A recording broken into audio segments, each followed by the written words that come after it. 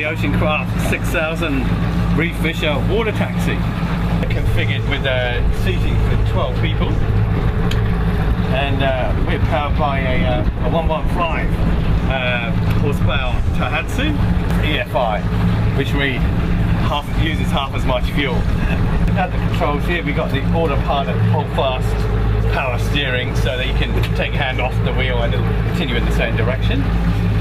You've got the throttle and gear here, which is forward and back and neutral, and you can rev it up when you're in neutral using that button. And of course you've got dynamic power trim and tilt on this one, which will actually trim your boat as you're going along optimally, which will makes the boat get up and boogie.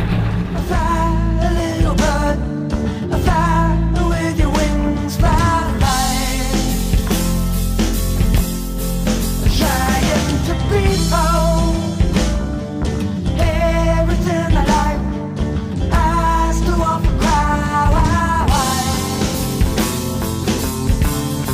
Deciding to dream. The clock's still in time. I glide through the rivers and the streams, seeing pretty scenes around down the back of my mind. The back of my mind. Ocean Craft's legendary buoyancy and stability means you can go beam 2 on a big sea like this. I'd say we got a 2 metre swell out here, and we hardly notice it.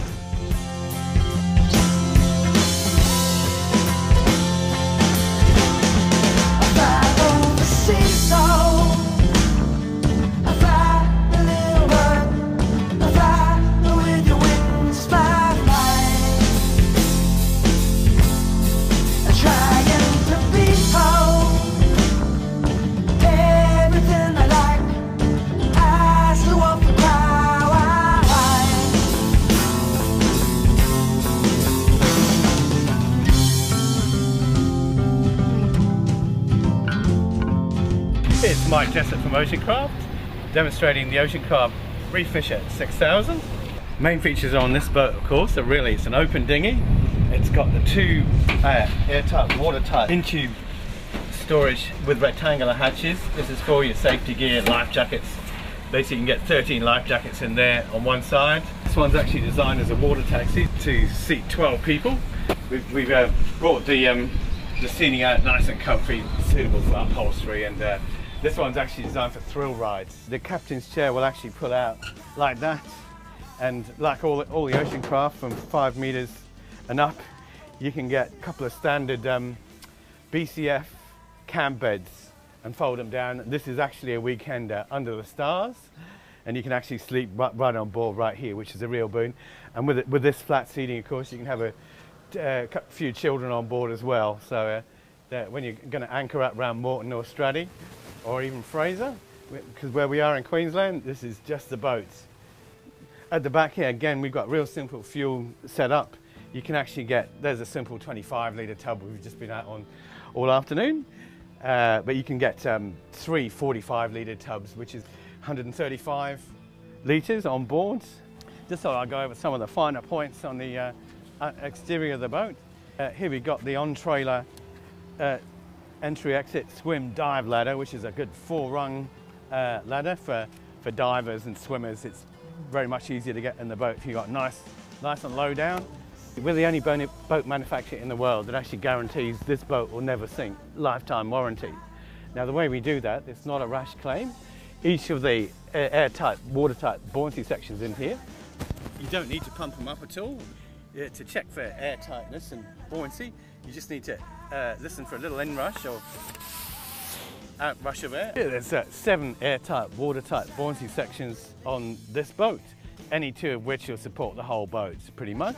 There's 3 unique properties to this hull, quite apart from being pneumatic, i.e. it'll absorb shock, noise and vibration, just like a tyre, except of course you don't need to pump it up.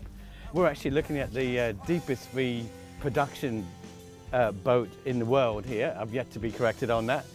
This is the Ocean Craft 6000 Ultra Deep V. Now what this means is that basically it's a trimaran at rest. It's an outrigger when turning, and it's as I say, it's the deepest V monohull in the world. Now, how we do that is when the boat's actually moving forward, it'll begin recycling the energy from its own wake. So it's a bit like a cartoon, really. The boat will go up and then along, which is all basically because the wake is pushing up under the sponsons here. The boat's got nowhere else to go but up, which means basically greatly reduced friction in the water, and translates into fuel economy, and it'll overtake any other hull with the same size outboard. The actual water line, when it's under planing, is pretty much where that keel roller is. That's a good 1.5 meters from the front of the boat. Now what we call this the delayed lift bow, which basically means when you're approaching a wave, the boat won't start lifting till you're pretty much halfway over it. And of course what this means is a lot safer when you're going through bars and tackling swell. It means when all the other boats are anchoring up around the island, ocean-cast spear fishermen and divers, and of course reef fishers, can be heading home if there's a swell blowing up, because pretty much these boats will handle any sea. Now, another feature of the ocean craft is they are extremely strong and lightweight. Now, that's to say that this hull weighs approximately 550 kilos. With an engine, it's 750 kilos. We could actually tow this boat without using brakes legally. Now, what that means is your eyes do not deceive you. This is an ordinary little saloon car that we're towing it with. No, you don't need a big four-wheel drive. It translates into fuel economy, not just on the water, but off the water as well. Basically, this is a super light rig to tow behind any vehicle.